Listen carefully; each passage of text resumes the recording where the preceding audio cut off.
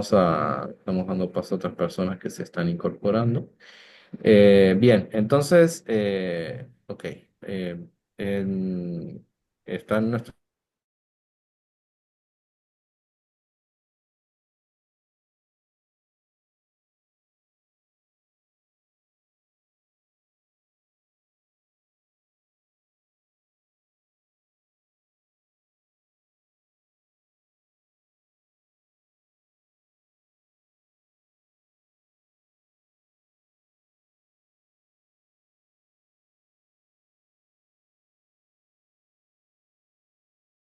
objetivo porque a nosotros nos parecía importante, digamos, esta presentación de este libro, por más que pues propiamente no es una obra emanada de Compaq, aunque yo participo con uno de los capítulos, soy presidente de Compaq, y ese es el vínculo más directo.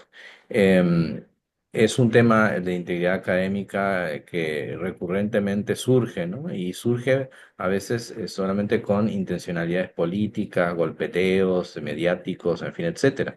Pero nosotros aquí, en la presentación de este libro, vamos a insistir y vamos a ahondar en los aspectos académicos, en aspectos de la importancia que tiene la educación universitaria para México, ¿no? Vamos a, pues, a participar de todo este tipo de cosas, ¿no? Pues, al fin y al cabo, en el fondo, al parecer no importa mucho la integridad académica en esas situaciones, ¿no? Y te interesa golpear a alguien, pero no interesa en sí misma la integridad académica. A nosotros sí nos interesa la integridad académica, sí nos interesa la calidad de la educación superior en México, sí nos interesa la integridad de quienes estamos en educación superior en México y sí nos interesa divulgar la investigación en este tema. Entonces, el equipo que ha estado de investigación está al frente está allí en la Universidad Autónoma de Ciudad Juárez, allí es donde ha sido publicado en su repositorio institucional esta obra y tenemos con nosotros por lo menos a una de las coautoras. Ya nos ha entrado a la otra coautora, como nos acaba de comentar, ha sido también parte de esta obra en particular, y Lourdes Quiroga. Y pues ahora sí, Telma García va a ser un poco la presentadora así general, ella es una de las coordinadoras de la obra, con Lourdes Tiscareño. Ellas dos son reconocidas en el ámbito profesional bibliotecario aquí en México. Pero además han destinado buena parte ahora de su trayectoria al tema académico, efectivamente, como académicas, ¿no? Y entonces, y forman un grupo de investigación de los uniquísimos que existen en el país en torno a este tema de integridad académica, ¿no? Además de otros temas que estarán investigando y que nos comentará después Telma. Yo quisiera presentar a Telma en particular para que un poco conozcan su trayectoria, su currículum. Algunos lo conocen, otros no, pero entonces vamos a dar curso a ello en particular. Telma García cursó la licenciatura en Ciencia de Información en la Universidad Autónoma de Chihuahua. Estudió la maestría en Bibliotecología y Ciencias de la Información en el Tecnológico de Monterrey. En el año 2016 obtuvo el grado de doctora en Pedagogía por la Universidad de Ciencias Pedagógicas en La Habana, Cuba. Desde 1999 a 2011 elaboró en la Biblioteca Tecnológica Monterrey Campus Chihuahua y posteriormente fue directora del Departamento de Lenguaje y Comunicación en la preparatoria del TEC de Monterrey hasta 2014, allá en Chihuahua, en el Campus Chihuahua. Del año 2007 al 2008 fue becaria del Instituto Chihuahuense de la Cultura y del Consejo Nacional para la Cultura y las Artes. Desde el año 2014 a la fecha es profesora investigadora de tiempo completo en la Universidad Autónoma de Ciudad Juárez, donde fue miembro del Consejo de Cine de esta institución y coordinador del programa de cine en el desierto en la división multidisciplinaria de Ciudad Universitaria de la Universidad Autónoma de Ciudad Juárez. Actualmente es líder del cuerpo académico consolidado, registrado ante la SEP, Competencias Informacionales para la Vida Académica y la Ciudadanía Digital. Asimismo, es integrante del núcleo académico básico de la maestría en Estudios Literarios y la maestría en Gestión de la Información en Entornos Digitales. Desde el año 2022 pertenece al Sistema Nacional de Investigadores de México. Y bueno, entonces, bienvenida Telma y pues bueno, le damos la más cordial bienvenida a todos y todas ustedes los que están presentes. Gracias por su asistencia y damos paso y voz a Telma, a la autora Telma García para que pues ahora sí comience con esta presentación que máximo dura unos 50 minutos porque la autora tiene que dirigirse pues ahora sí a otras responsabilidades.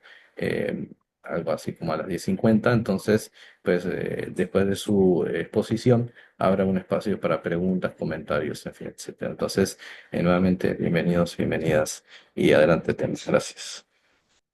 Muchas gracias. Pues buenos días a todos. Muchas gracias por atender la invitación y muchísimas gracias a mi colega de décadas, de mi amigo querido Daniel Sanabria, por habernos eh, gestionado todo esto para poder compartir pues un pequeño logro que tenemos aquí, la doctora Lourdes Tiscareño, quien pues por asuntos académicos no puede estar presente el día de hoy, y una servidora y pues varios autores que la verdad nos honraron con su participación en este libro. Les quiero dar así como una especie de preámbulo de dónde surge todo esto y voy a compartir una presentación. Espero, aquí está. Si me pueden decir ustedes si la ven, si Sí, se puede ver. sí, Bien.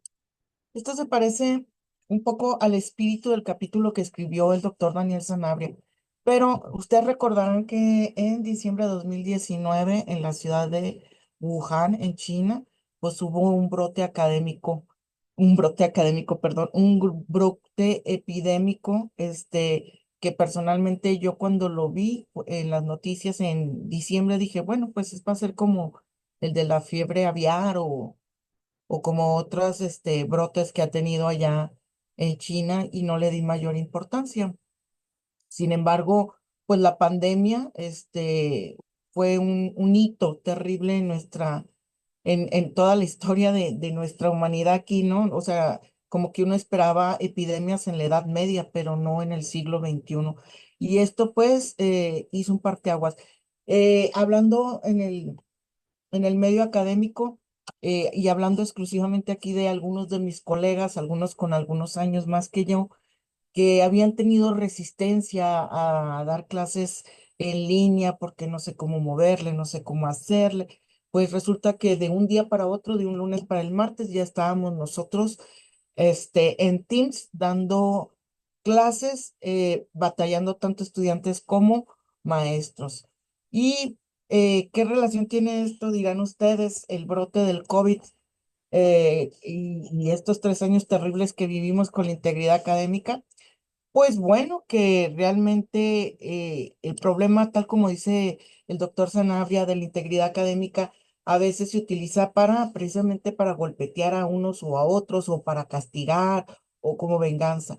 Pero realmente en este periodo de la pandemia, pues la cuestión de la integridad académica o de la deshonestidad académica se nos hizo exponencial. Entonces, vivimos situaciones, creo que mal que bien lo sobrellevamos, pudimos sacar adelante, pero ciertamente que tenemos muchas taras y vivimos muchas experiencias de deshonestidad académica. Ustedes seguramente que tendrán algo que comentar al respecto, ¿no? Fue una situación muy difícil. No todas las personas, hablando de los estudiantes, no todos tenían un estudio, no todos tenían una computadora, o quienes tenían una computadora pues la tenían que compartir con los hermanos. Algunos tenían hermanos pequeños o hijos que estaban cuidando y estaban llorando mientras tomaban clase, y esto pues hizo muy complejo el proceso de enseñanza-aprendizaje, que de por sí ya lo es, pero con todos estos factores realmente fue muy difícil. Y bueno, pues la cuestión ética pues se vio más vulnerable porque era mucho más fácil copiar las tareas, porque ahora sí que era nada más pasarla de un lado a otro. Los exámenes, pues bueno, se tenía toda a disposición. Incluso la misma asistencia a clases, eh, a mí me tocó muchas veces que pasaba lista, estaban ahí, ya ahora que los volví a mencionar, ya están desaparecidos, nomás tomaban la lista y se iban a hacer otras cosas, ¿no? ¿Qué es lo que sucedió? Bueno, pues hubo muchas taras, muchas mermas en el proceso de enseñanza-aprendizaje, y nosotros como cuerpo académico, pues empezamos a ocuparnos de la cuestión de la integridad académica después de todo este proceso que nosotros vivimos. Nosotros nos acogemos pues a lo que hace el Centro de Integridad Académica, a los principios que postulan, ¿no? Que básicamente es la honestidad, la confianza, la justicia, el respeto y la responsabilidad. E iniciamos así un proyecto donde involucramos a estudiantes, a docentes y administrativos, porque a veces la integridad académica parece que fuera exclusivamente hacia nuestros estudiantes, como que hay que enseñar a nuestros estudiantes a ser éticos, honestos, pero nosotros mismos a veces como docentes ni siquiera damos el ejemplo, somos o impuntuales o exijo que una tarea se entregue en una fecha, pero yo no entrego la retroalimentación ni la calificación a tiempo, o bien yo cambio las reglas del juego, según mis necesidades. Entonces, ciertamente, y en esto quiero hacer énfasis, nosotros no creemos que sea un trabajo para estudiantes exclusivamente, sino es para docentes, investigadores y administrativos, por supuesto, claro que sí. Bien, este proyecto consistió en varias aristas, ¿no? Tuvimos grupos focales con docentes, como les decía, y ahí también pues nos dimos cuenta de cómo, y que por cierto acababa de darse a conocer pues de manera pública pues la inteligencia artificial, y fue sorprendente lo que a veces los mismos maestros exponían, ¿no? Para bien y para mal. Recuerdo que había uno que nos dijo, ¿qué, quieren saber qué es la integridad académica? Lo puso ahí en el chat GPT, dijo, esto es la integridad académica. Así como diciendo, bueno, su investigación no tiene sentido porque el chat GPT ya se lo hizo, ¿no? O sea, así de una manera tan superficial. Entonces, bueno, desde ahí notamos nosotros que hay mm, muchos abismos o muchos agujeros negros entre los mismos docentes. Pues bien, eh, entonces buscamos también eh, que como docentes, como investigadores, nosotros mismos seamos quienes inspiremos a nuestros estudiantes, no con las palabras, no con la retórica, sino con la misma, con el actuar docente día a día, ¿no? Como les decía, ser puntuales, ser nosotros honestos. Hay casos donde docentes dirigen tesis de estudiantes y luego publican sus trabajos como si fueran de ellos o se ponen ellos como primer autor y al estudiante como segundo autor. Entonces, desde ahí nosotros tenemos que empezar siendo íntegros para poder educar después. Bien.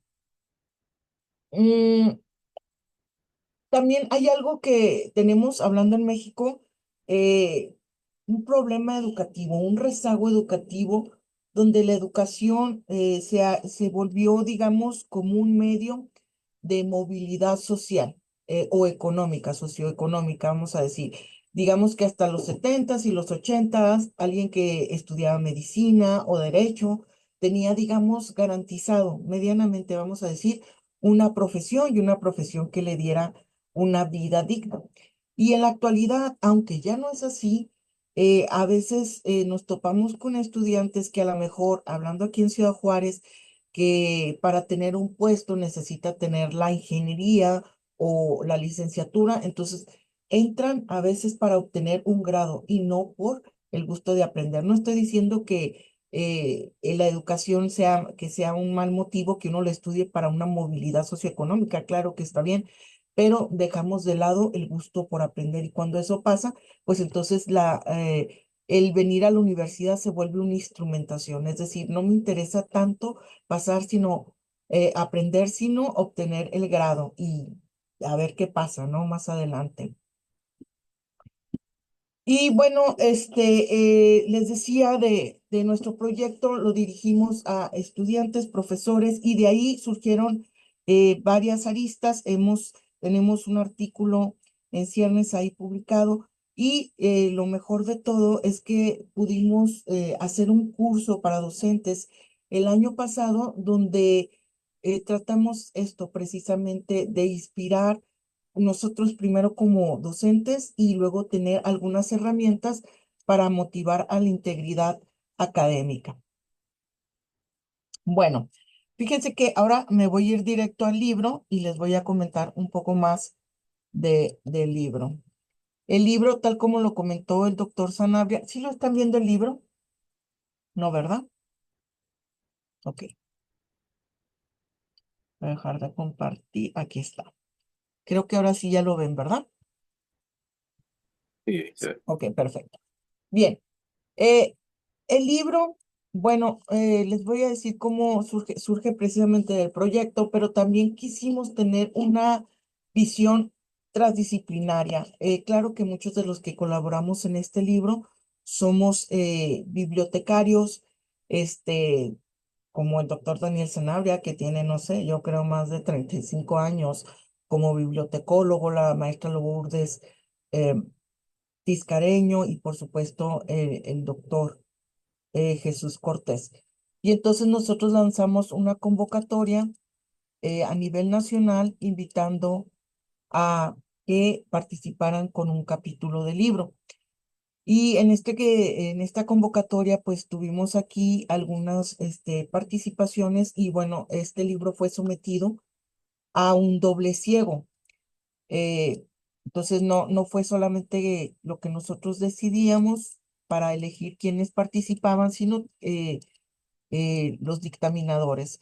Les quiero mostrar y compartir el libro.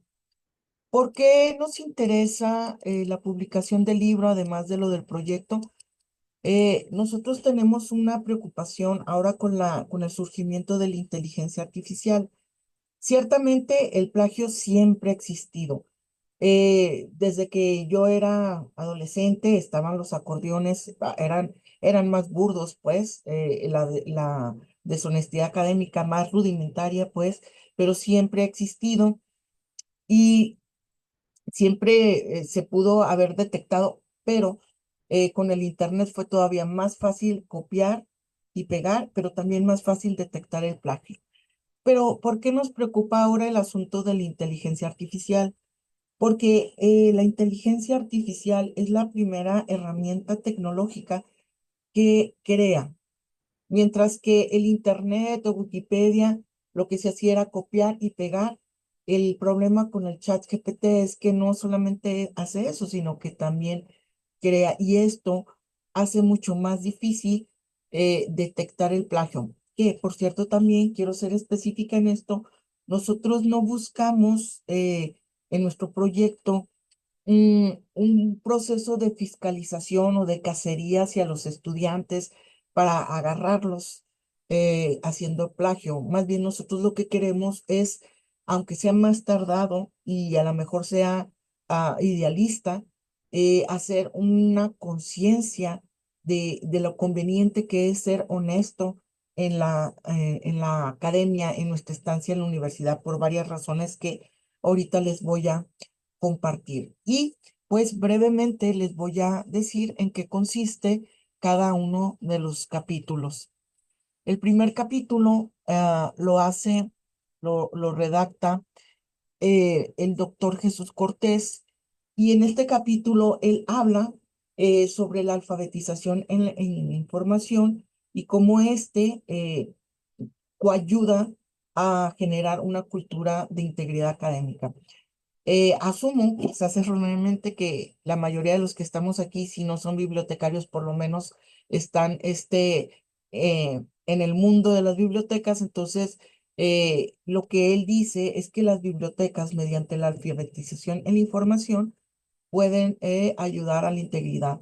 ¿Por qué es esto? Porque las normas que tenemos de la ACRL, que son 5, la última nos dice que debemos tener un uso ético de la información. Entonces, cuando un estudiante se le enseña o se le alfabetiza en la información, el estudiante aprende también que el uso de la información requiere el reconocimiento de las ideas. En alguna conferencia que tuvimos recientemente, nos decía un maestro, bueno, pero pues finalmente todo lo toma uno de internet, este, ¿qué tan importante es esto? Sí, claro, o sea, nosotros no estamos en contra de que los estudiantes utilicen la información de otros autores.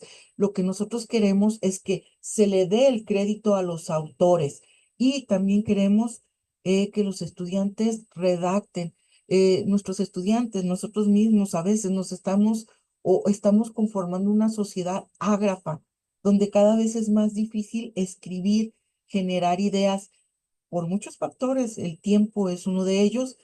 eh, a muchos de nuestros estudiantes trabajan y estudian y por razones económicas el trabajo se vuelve prioridad y la universidad pues se vuelve pues secundario, desafortunadamente, ¿no? Entonces, como les decía inicialmente, el interés es sacar el título más que aprender. Entonces, el doctor Jesús Cortés, hace un recorrido en la literatura hablando sobre los estándares y las normas de alfabetización e informacional y cómo esto definitivamente ayuda a, a generar un proceso de que los estudiantes adquieran una conciencia, pues, de integridad académica. Creo que la alfabetización en la información tiene muchísimas ventajas además de esto. Por ejemplo, el que los estudiantes cuestionen si la información es confiable o no. A veces nos encontramos en las redes, sobre todo, ¿verdad? Comentaban en la ocasión pasada que estuvo aquí el doctor Sanabria que el Facebook ya es para viejitos, que ya no lo utilizan nuestros jóvenes y me sentí muy aludida. Pero lo que yo veo en las redes sociales como el Facebook es que las personas se vuelven crédulas. Incluso aunque usted ponga la evidencia de determinada situación, desean creer más una noticia falsa, ¿no? La alfabetización en la información pues ayuda precisamente a hacer críticas a las personas y en el caso que nos ocupa a nosotros, pues me voy a ir al índice para irme directo. eh, Generar una integridad académica. El segundo capítulo, en lo que se carga aquí el índice, lo redactó la doctora Lourdes Tiscareño, ¿sí? Me voy a ir a él para mostrárselo rápidamente.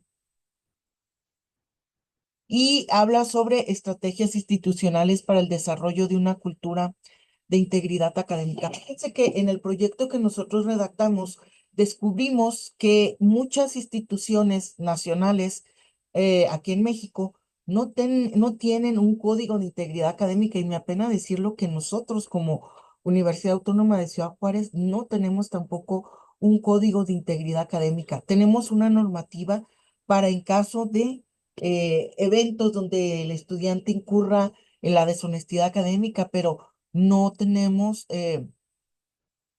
así bien clara una estrategia ni un código. De nuestro proyecto, nosotros eh, redactamos pues un código y proponemos aquí una estructura pues para nuestra universidad que nosotros ya le llevamos em, a nuestra institución como propuesta, eh, esperando los comentarios para mejorarlo y si les parece apropiado, ¿no? Pero nosotros creemos que es muy importante que nosotros tengamos un código de integridad académica y esto pues es solamente una parte de las estrategias institucionales. Eh, entre lo que vimos de la literatura, vimos que, por ejemplo, el Tecnológico de Monterrey, donde yo laboré 15 años, tiene una estrategia institucional muy bien elaborada, muy bien conformada. Por ejemplo, el Tecnológico de Monterrey tiene dos fases, una fase preventiva o formativa, donde de una manera así muy detallada explica a los estudiantes de qué manera deben conducirse de una forma ética e íntegra en la academia, además de que tiene un centro de escritura académica que yo conocí de primera mano, pues también eh, muy enriquecedor, por ejemplo, el uso de manuales de gestores bibliográficos, de manuales bibliográficos como el APA, como el MLA, cómo hacer un ensayo, cómo hacer un trabajo de investigación, cómo hacer un protocolo de investigación. Entonces, todo esto y luego lo tiene también en videos, con ejemplos, muy didáctico. Entonces, tiene una fase preventiva la verdad, muy destacable, muy notoria.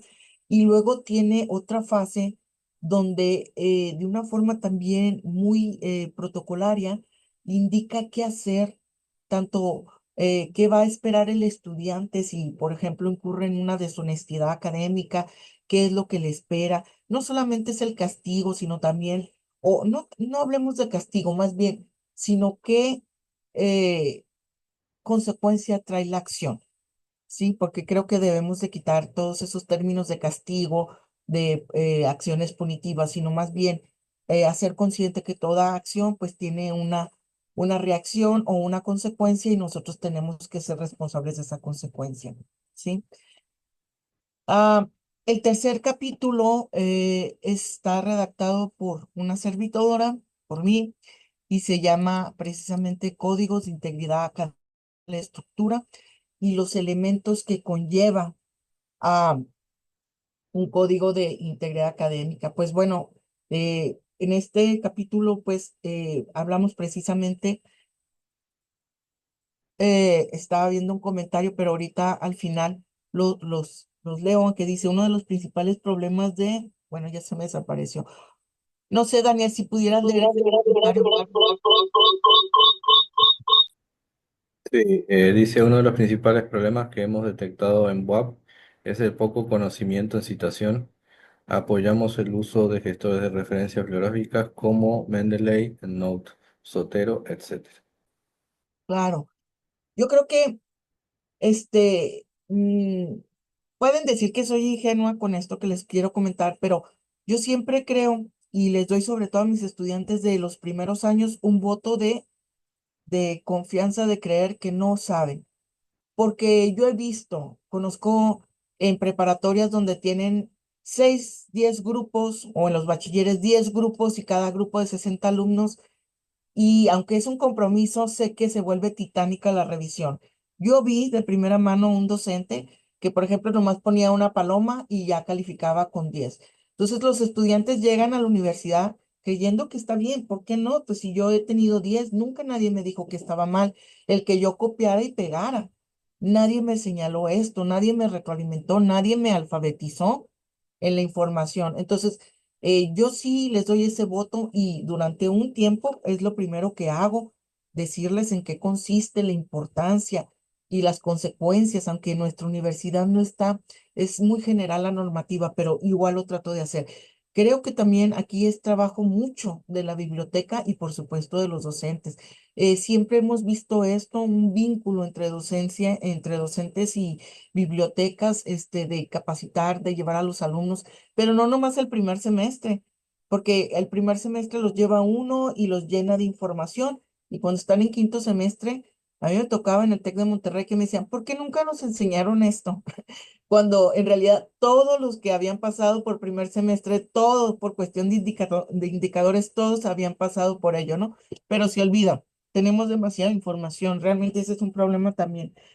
Bien, entonces, tenemos que tener una presentación, establecer las reglas del juego, qué dice nuestra institución al respecto, alfabetizar, dice, usa herramientas como DIL para realizar traducciones.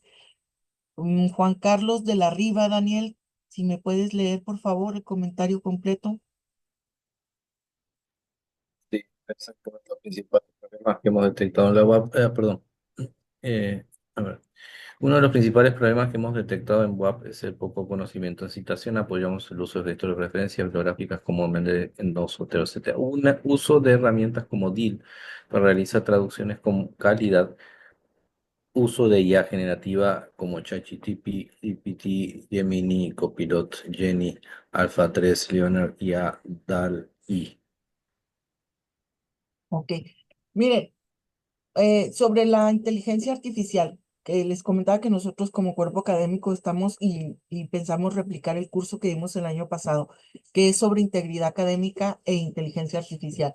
Y nuestro, mm, ¿cómo decirles? Nuestra convicción, y creo que ustedes consideran conmigo, es que no vamos a poder evitar que los estudiantes utilicen IA. O sea, es una quimera pensar o prohibirlo.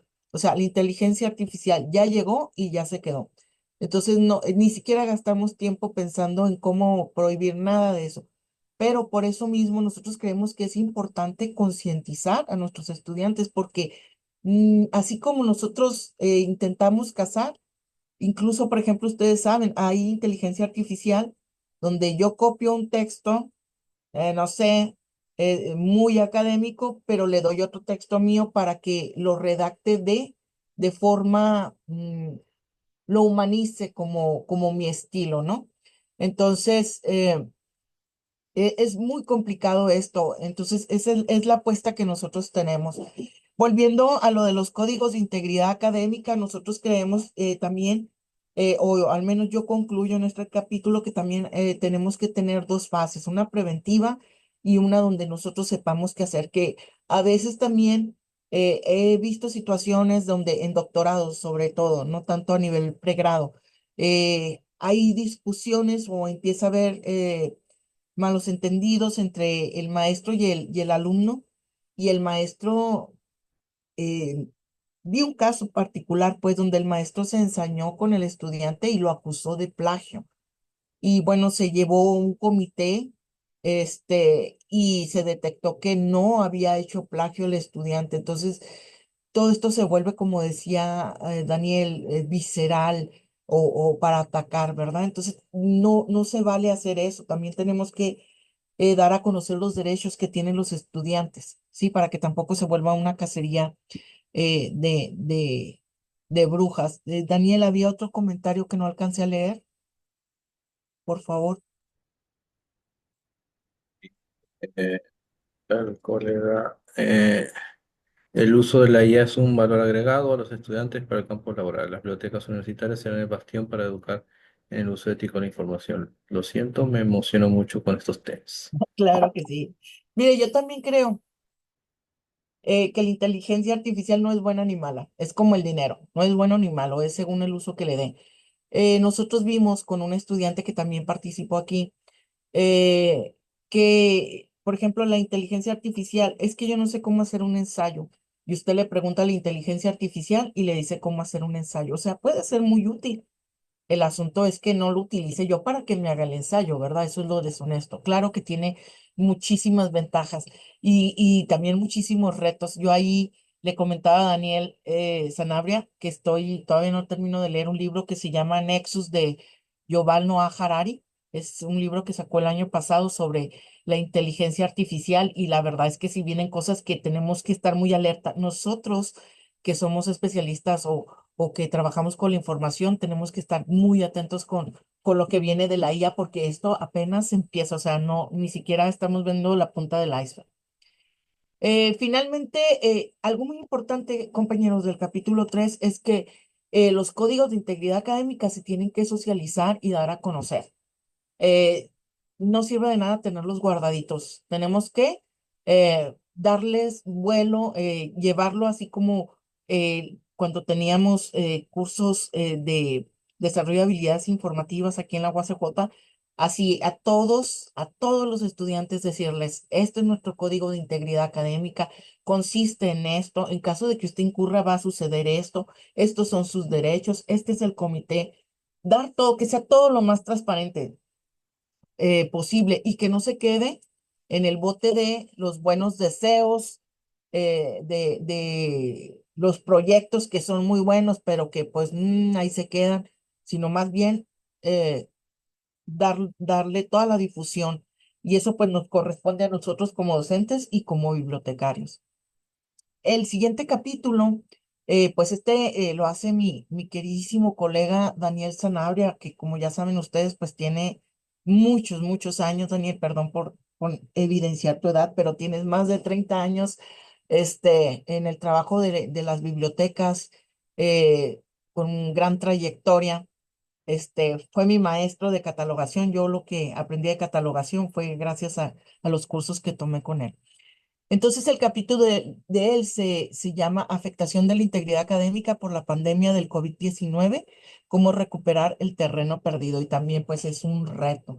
Era un poco lo que les comentaba al inicio. Nosotros ya teníamos un problema, un rezago con la deshonestidad académica, y como si fuera poco, pues nos cayó la pandemia, ¿no? Y entonces aquí el doctor Sanabria, pues él nos dice cómo abordar este tema después de todo esto que se suscitó. Eh, no sé, Daniel, si tú quieras abordar un poco más sobre el capítulo, abusando de que tú estás aquí. No, simplemente, pues, gracias por la mención, pues digo. Pues ya se nos está yendo el tiempo, solamente quería mencionar que pues ahí lo que tratamos de hacer es una recopilación de evidencias plasmadas en la literatura del área, en donde pues ahí sí esas evidencias indican de que efectivamente hubo un incremento y un aumento muy importante, digamos, de la deshonestidad académica y los tipos de deshonestidad académica se diversificaron, ¿no? O Ujú. sea, aparecieron nuevos tipos de deshonestidad académica, ¿no? Entonces se llegaron a listar una muy buena cantidad de ellos, en algunos trabajos y bueno, después, ahora sí, lo que sigue, ¿no? O sea, cómo reconstruir un camino desandado, y eso sí ha llevado a grandes retos por parte de las instituciones y ahí mismo en el capítulo explicamos, ¿no? Algunas de las soluciones que se han ido, pues, plasmando, digamos, en diversas instituciones. Entonces tratamos un recorrido un poco internacional para darnos idea también de qué es lo que hicieron las instituciones para tratar de afrontar esto, ¿no? Con nuevas políticas, con nuevos enfoques, ya dejar atrás esta cuestión punitiva, avanzar hacia el formativo, en fin, de manera más decidida, en fin, son bastantes cosas. Pero bueno, yo creo que, digo, ahora sí es una cuestión de leer un poquito todo el Claro, conjunto para darse cuenta al respecto de lo que estamos comentando. muy Gracias. bien. No, gracias a ti, Daniel. La verdad es que enriqueció mucho nuestro libro, tu participación y esperamos que no sea la última. Y bueno, pues el siguiente capítulo se llama Acciones de universidades mexicanas dirigidas a fomentar la integridad académica y de investigación en sus comunidades. Y este lo escribió una colega que está aquí presente, que es la maestra Lourdes Quiroga Herrera y su colega Carolina Palacio Salinas del Colegio de México. Entonces, ellas también hacen un recorrido en la literatura donde ven cómo las universidades mexicanas han enfrentado este problema de la deshonestidad académica. Mencionan precisamente al TEC de Monterrey, a la UDEM y a otras universidades. Y esto, pues, la verdad es que es esperanzador saber que aunque nos tenemos muchas, a la Universidad del Estado de Hidalgo, estaba recordando, eh, muchas deficiencias, pero también vemos que hay por parte de nuestras universidades mexicanas, hay un esfuerzo y hay personas interesadas en el problema. Entonces, bueno, esto ah, nos motiva a seguir adelante. El siguiente capítulo, me voy un poquito más rápido, es el capítulo 6 que se llama Los sistemas de gestión de calidad o de gestión de organizaciones educativas en apoyo al fomento de la integridad académica en una universidad. Y esto lo escribió la que es directora de nuestra biblioteca aquí en la UACJ, que es la doctora Patricia Martínez. Y bueno, ella le da como un enfoque más de normativas para gestionar ah, la educación en las bibliotecas y la integridad académica. Es un capítulo que tiene como un enfoque más administrativo, más dirigido a la administración. Dice, sistemas, un comentario de Fabiola, eh, si me ayudas, Daniel, dice, es que ya no lo vi, de la Sí, maestra Fabiola. sí. Los SGOE y los Ujú. sistemas de gestión integrados son muy bondadosos y además hay normativas para bibliotecas. Ujú, así es. Entonces, bueno, sobre eso va, dice, y mandó Daniel. Mandaste el libro, muchas gracias. Bueno, fíjense que el siguiente capítulo lo escribió un estudiante de la UACJ. Nosotros consideramos que es muy importante ver la opinión de los estudiantes porque siempre estamos nosotros de nuestra posición de docentes o de investigadores viendo desde otra perspectiva. Y entonces, esta estudiante, que no sé si vino Dafne, le invité aquí a la presentación, Dafne Jacqueline Beltrán nos narra cómo vivió la integridad académica en este periodo tan difícil ah, de la pandemia. Y ella habla que a veces es contradictorio, es paradójico, ¿no? Porque a veces ser honesto, hacer las cosas como se debe, te puede llevar a una calificación baja, cuando ves que tu compañero que copió no solamente un ensayo, el examen, que pidió el examen, lo copió, saca mejor calificación que tú. Entonces eso es contradictorio porque entonces si uno ve las calificaciones de un estudiante y otro, pues nomás ves el 10 y ves el 7 pero no ves realmente si hubo un proceso de integridad. Entonces ella dice que es muy difícil ver esas situaciones y también que a veces el tiempo, particularmente Juárez es una ciudad muy rápida, muy caótica, y como les digo, estos estudiantes en su mayoría trabajan y estudian, algunos son padres de familia o madres de familia, entonces se les vuelve realmente complicado y la verdad es que o no van a clase, pierden los temas, entonces lo más fácil es copiar. Y ella dice que pues de alguna manera sí estuvo tentada por todo esto que les comento, pero que ella decidió ser íntegra aún cuando su calificación fue baja. Y la verdad, también estudiantes como ella, que bueno, ya no es estudiante, ya es profesionista, ya egresó, también es muy motivante saber que tenemos estudiantes que quieren hacer las cosas bien. Finalmente tenemos el capítulo 8 que se llama Psicoeducación de la Integridad Académica del doctor Armando Gutiérrez Villalpando de la Universidad Nacional Pedagógica Nacional de Guanajuato. Y él aborda el tema de la integridad académica y la deshonestidad académica desde el punto de vista de la psicología. Entonces, pues a grandes rasgos, compañeros, esto es nuestro libro.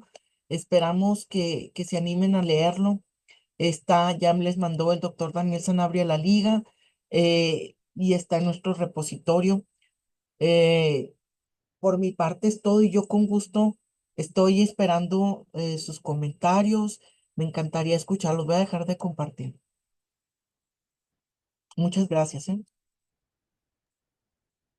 Muchas gracias por tu presentación a la doctora Telma Jovita García. Pues también por aquí están entonces las maestras Lourdes Quiroga y Carolina Palacios, ¿no? No sé si Ah, quieren qué decir una gusto. palabrita al respecto. Muy bien.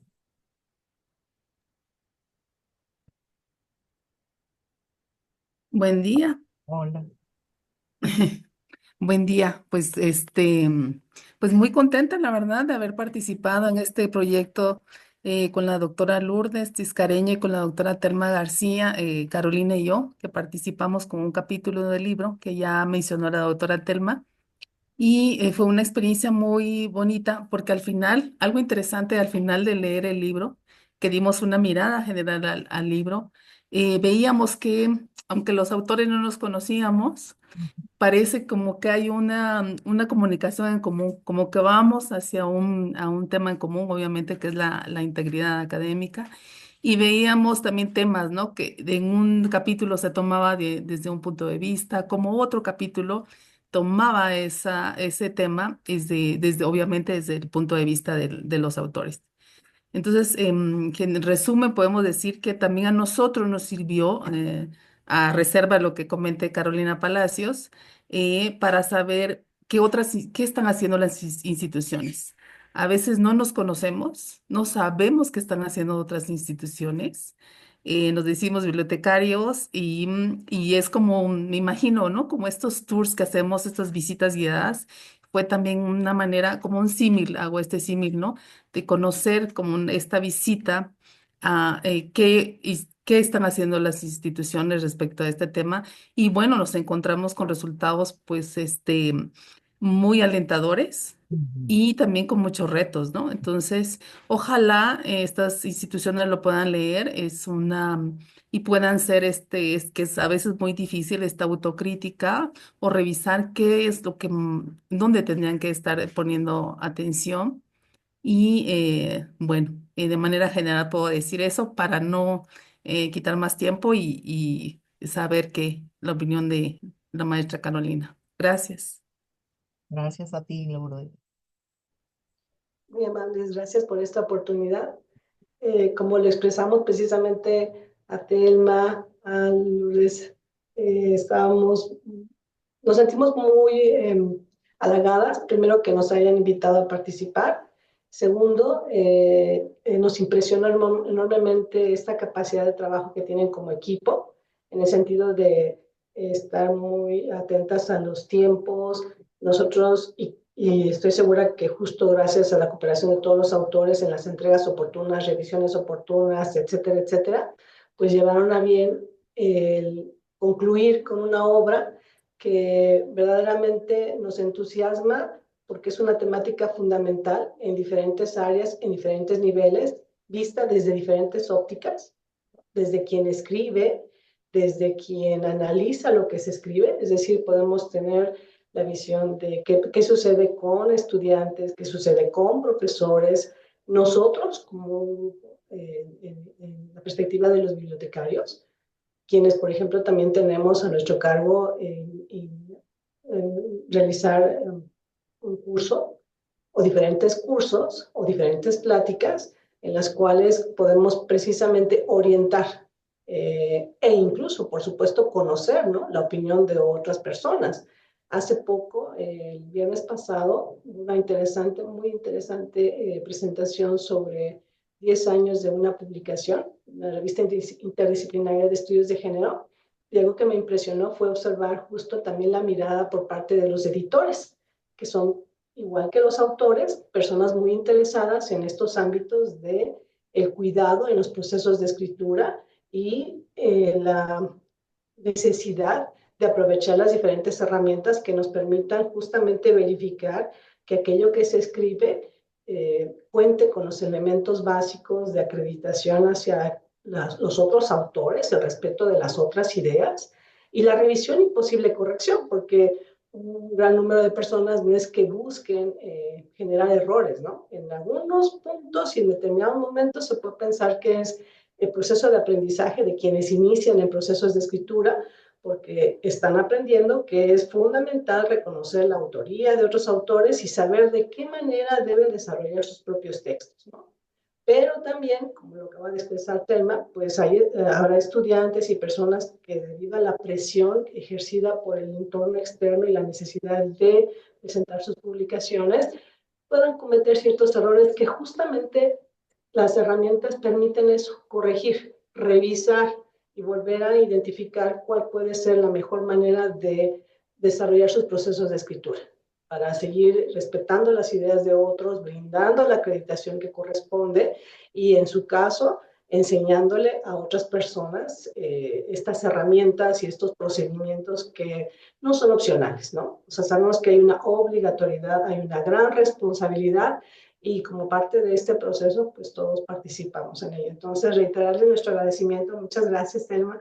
Al contrario, Además, muchas tengo el gusto gracias de a usted. conocerle ahora vía electrónica, porque todo el procedimiento, Al muchas menos personas. conocer tu rostro y el de la doctora Exacto. Carolina, porque sí, siento que las conozco, cuando escribimos, yo hasta las considero así, ay, mis amigas, pero ni siquiera había visto su cara. Así es. Un gusto. Entonces, Muy agradecerles bellas. esta oportunidad y también pues tener el privilegio de observarles a varios de los compañeros que ahora nos acompañan, que ojalá sea, como lo estamos ya considerando, material que podamos leer y al cual podamos referir a los diferentes capítulos según corresponda, porque verdaderamente sí hay muchas personas interesadas en conocer cuáles son los procedimientos que favorezcan y faciliten los procesos de escritura correcta en los diferentes ámbitos y niveles que se realizan. Gracias por esta oportunidad y un buen día para todos. Gracias. Pues había una intervención que había levantado la mano Fabiola y el maestro Huesquinca nos está preguntando si hay continuación del libro, o sea, si tiene pensado continuar como una especie de segunda parte o algo así. Pues aún no terminamos el proyecto, o sea, seguimos trabajando. Nos encantaría que nos dieran luz verde en la universidad para que aceptaran nuestro código, claro, con todas las mejoras correspondientes y para el protocolo y todo eso. Y me encantaría pues también compartirlo y por supuesto invitarlos a todos a participar, si fuera así. Daniel, nomás quisiera comentar aquí el maestro Juan Carlos de la Riva, dice, el uso de Turnitin original y check Dice con el módulo, sí tiene un módulo, a eso es lo que le quería decir, comentar, que Turnitin sí tiene un módulo para decir cuánto se ha generado con inteligencia artificial. Nosotros tenemos una clase en línea para toda la universidad, todos los estudiantes, que se llama Competencias Comunicativas. Y nos ha sucedido que dice Turnitin que tiene, no sé, 70% de similitud, que es lo que dice, similitud, no plagio. Y resulta que no es cierto. Entonces, a Turnitin hay que tenerlo con cierta precaución, porque Turnitin no siempre. Por ejemplo, nosotros una vez probamos poner el Génesis, el libro del Génesis en Turnitin, y nos decía que estaba hecho con inteligencia artificial. Entonces hay que ser cautelosos. Sí es muy útil, muy, muy útil porque aparecen las ligas y todo, pero en cuanto a inteligencia artificial hay que tener, seguro que eso se va a ir, perfeccionando, pero por lo pronto sí hay que tener cautela con ello. Muy bien. Sí, ¿es una pregunta o comentario? Eh, ¿Hay alguna otra pregunta? No, digo que Fabiola Terrazas Ah, estaba... Fabiola, mi Sí, querida solamente Fabiola. que de acuerdo a la estructura de los capítulos es un documento muy pertinente y Muchas partir desde la gracias. alfabetización informacional es como la base en una sociedad que nos quiere extintos al personal bibliotecario. Así O es. sea, que se Muy bien. empeñan en decir que la bibliotecología, biblioteconomía y todo lo que tiene que ver con ciencias de la información, documentación, no es vigente cuando estamos viendo que somos más vigentes que nunca. Y el reto de la inteligencia artificial como una parte ética del trabajo bibliotecario, ¿no? Entonces, aportarlo, ustedes lo aportan desde la parte académica y todavía estamos por vencer el reto de que las bibliotecas son del área académica. Entonces, como que estas reflexiones nos van a servir porque a final de cuentas, bibliotecarios y bibliotecarias somos quienes aportamos para que esas referencias, documentos, información sea pertinente, adecuada, ética, etcétera, etcétera. Entonces, bueno, habrá que leerlo a profundidad. Enhorabuena y que no sea el único, sino que haya muchos más.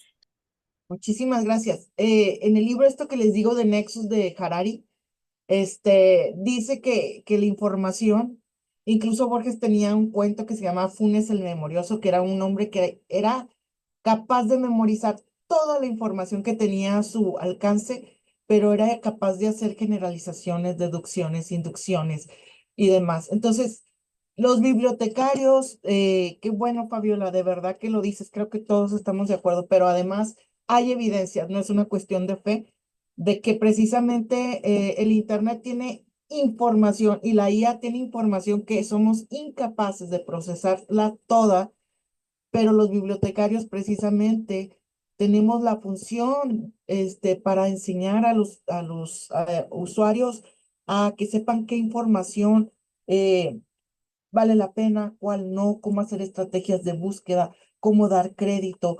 O sea, el bibliotecario, el que dice que debe desaparecer es porque no sabe el trabajo del bibliotecario, porque el que lo conoce, como tú lo dijiste, sabe que está más vigente que nunca, mucho más vigente. Muchas gracias por ese comentario.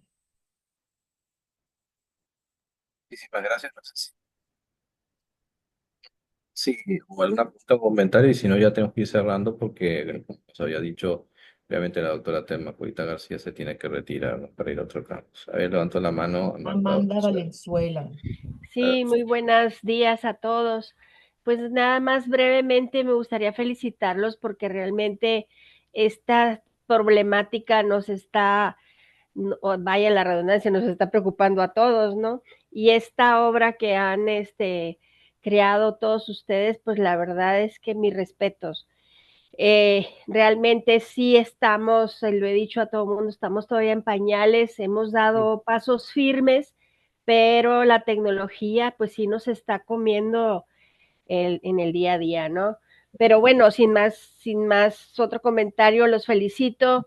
Ojalá pronto salga una nueva obra y donde podamos participar un poquito más por este Claro que lado, sí.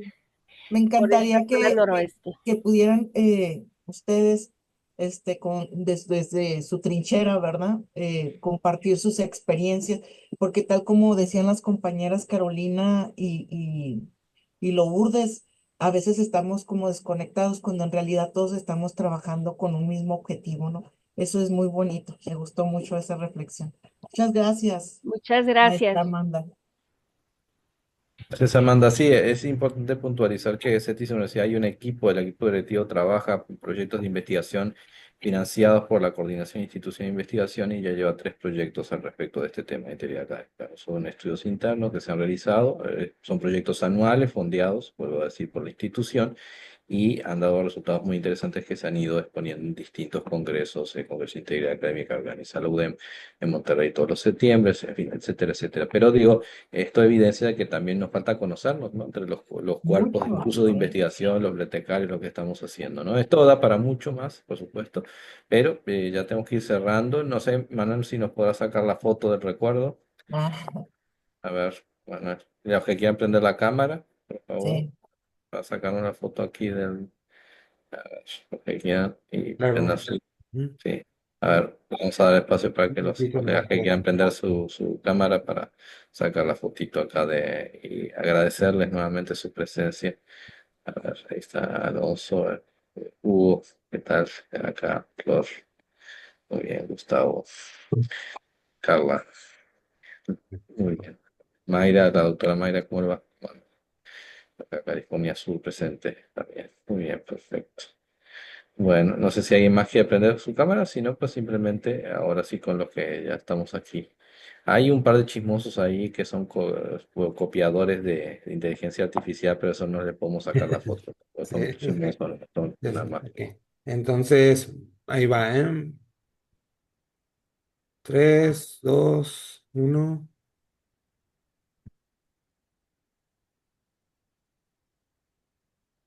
Listo, al parecer le quedó. Bueno, muchísimas gracias Muchas nuevamente a gracias. todas y muchas gracias particularmente a Gracias, la un doctora abrazo. Pena García, Muchas gracias, nuevamente. Gracias, Que bye. pasen Buen muy día, bien. gracias. Hasta Nos luego. vemos, Qué nos gusto Hasta vemos. luego. conocerles. Hasta luego. Bye bye. Bye. Delma, no te pierdas y saludos a la maestra Tiscareño. Tienes tu casa en Juárez, Fabiola. Así cuando Súper. quieras, ¿eh? Nos vamos allá al paso.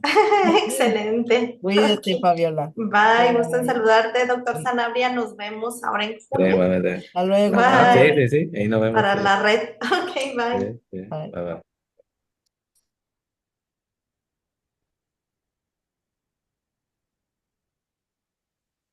Manuel, grabamos, vos tenés la posibilidad de grabar, ¿no? Sí, sí, quedó grabado. O sea, de que se guarda en tu equipo de la grabación, Sí, sí.